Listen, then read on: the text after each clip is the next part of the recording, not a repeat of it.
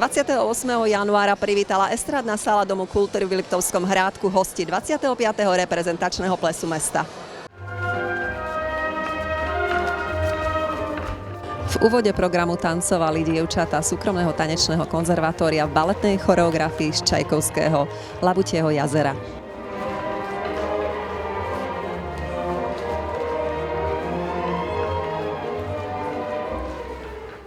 Myslím si, že každý človek by mal niekam patriť, byť súčasťou niečoho.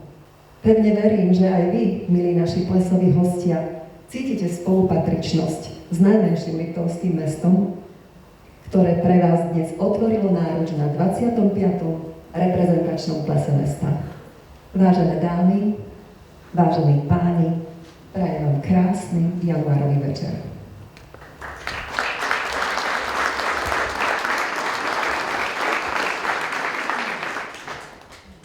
Vážené dámy, vážení páni, dovoľte, aby som vás privítal na 25. reprezentačnom plese mesta Liptovský Hrádok. Dovoľte mi využiť túto príležitosť na to, aby som sa poďakoval za mesto Liptovský Hrádok, ako aj za seba všetkým tým právnickým, ale aj fyzickým osobám, ktoré pomáhajú mestu v športovej, kultúrnej, ale aj v iných oblastiach. Spomeniem len tie najdôležitejšie: akciovú spoločnosť Tesla, Eltek, Retemer, Tatra Timber, SV a Nokiu. Ďakujeme veľmi pekne. Ja by som chcel pripiť na príjemný večer a na spoluprácu do budúcich období. Na zdravie.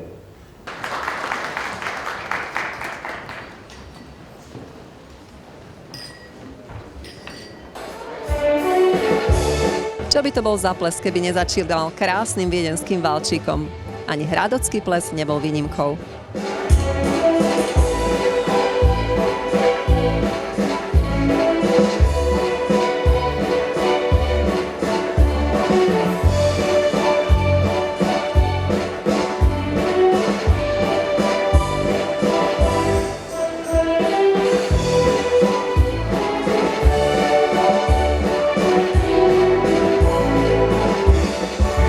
Ja teraz k mikrofónu pozývam sesterské spevácké duo, 12-ročnú Teresku a 9-ročnú Zuzanku Martiniakové, ktoré zaspievajú známe songy populárnej hudby Mary Did You Now a You Raise Me.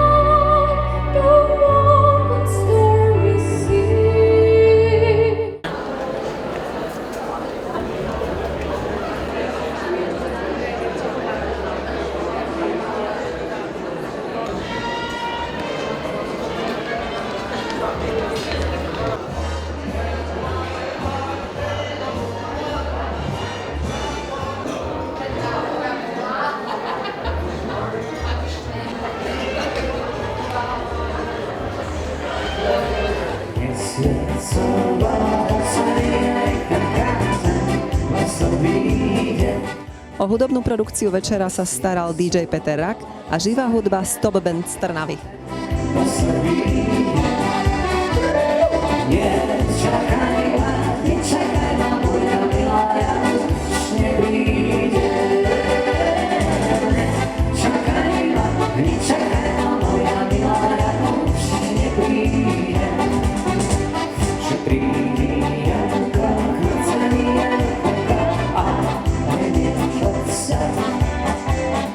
Ste pravidelným návštevníkom Hradockého plesu?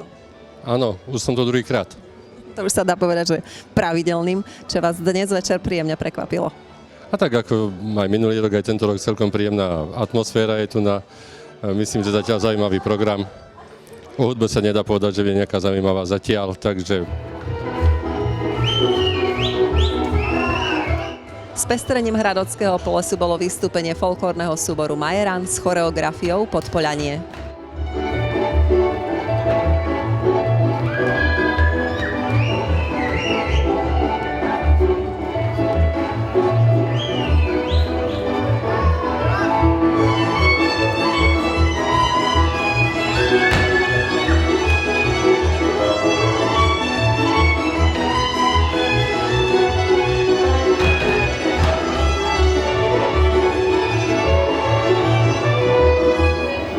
pravidelným návštevníkom Hradockého plesu?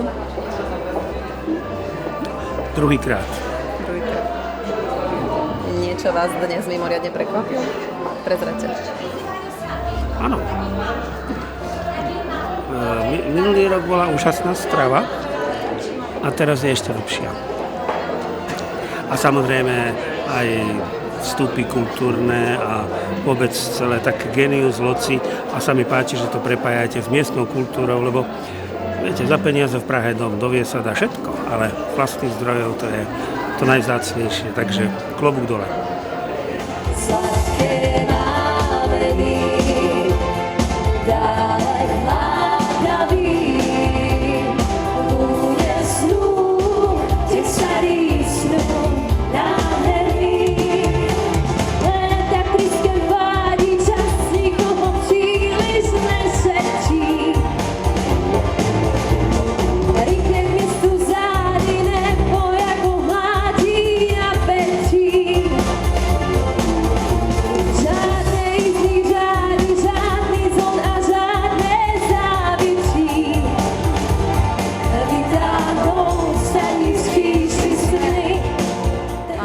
Vaša firma sa zhostila úlohy hlavného partnera plesu. Prečo? Viete, sme v Hrádku, podporujeme Liptovský Hrádok, v našej firme robia väčšinou Hrádočania, no a je pre nás takou cťou podporiť proste každé to podujatie v Liptovskom Hrádku a toto podujatie je teda pod záštitou primátora mesta, tak sme sa rozhodli, že to budeme podporovať tak ako každý rok, tak aj tohto roku.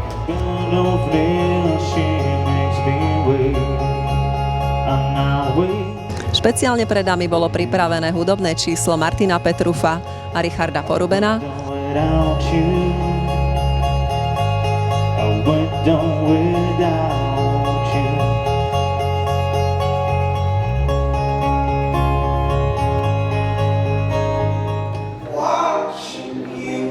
Tancoval Jakub Slovák zo súkromného tanečného konzervatória.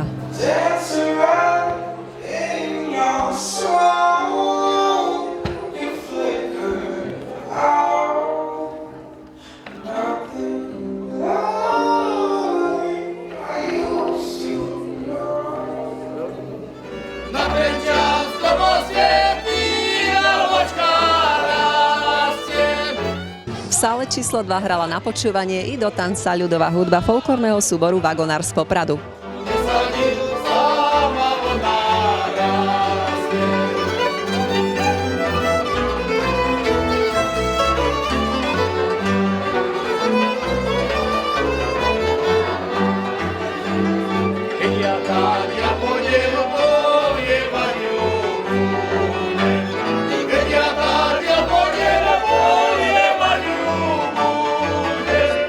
Speváčka Barbara Hazuchová bola prekvapením pre pánsku časť návštevníkov plesu.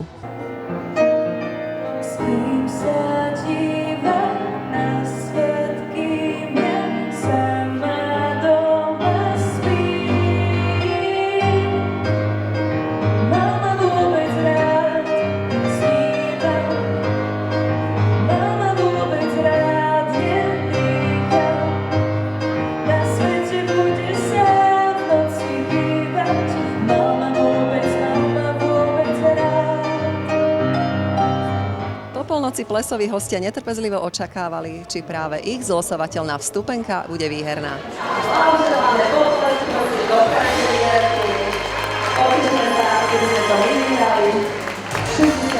Blahoželám, cenu odovzdáva pán Richardus, predseda dozornej rady Tesla akciová spoločnosť Liptovský Hrádok. Slávnostná fanfára je úplne na mieste. 25. ročník hrádockého reprezentačného plesu máme úspešne za sebou a už teraz sa môžeme tešiť, čo pre nás organizátori pripravia v budúcej sezóne.